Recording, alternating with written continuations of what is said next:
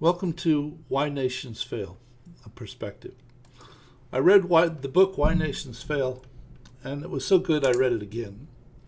And then, in an attempt to figure out whether or not I really understood what I read, I set out to see if I could develop a relationship model that explained the premise of the book. And here's what I came up with. Given an inclusive political system, it will create an inclusive economy which promotes prosperity, which should further promote an inclusive political system, and we have a very virtuous reinforcing loop, which one would like to continue because it seems to be good for all of those involved. Though what seems to happen is that out of this prosperity, there develops wealth of a few.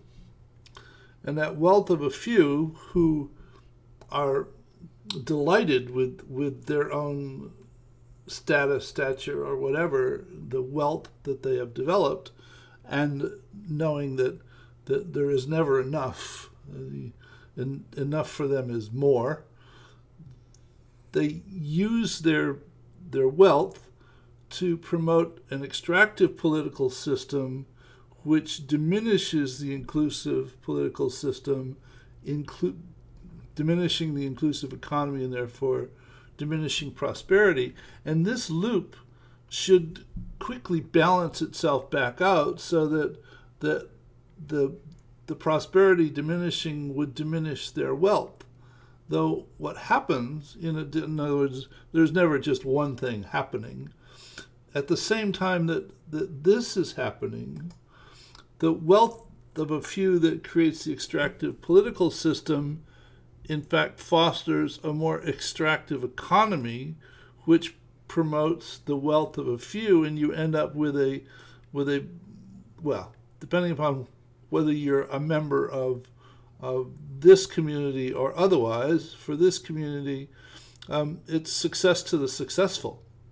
And, it's sort of all for one and none for all. And it's this reinforcing structure that continues to prohibit this structure from balancing so that it continues to promote the extractive political system, decreasing the inclusive political system, diminishing the inclusive economy, and therefore diminishing prosperity. And if that wasn't enough, the extractive economy also works to derail the inclusive economy and therefore diminishing prosperity, so that we end up with this reinforcing cycle driving another balancing loop, which leads to economic demise. And this is sort of what I gained from reading Why Nations Fail twice. And the question is, is there a way, in other words, this seems to be the inevitable fate of the structure, and the question, is there a way out of this, out of the inevitable? Because if the wealthy few are the ones promoting the extractive political system and the extractive economy, is there an alternative other than simply complete economic meltdown or revolution at some time in the future? Now, I said this is a perspective on why nations fail.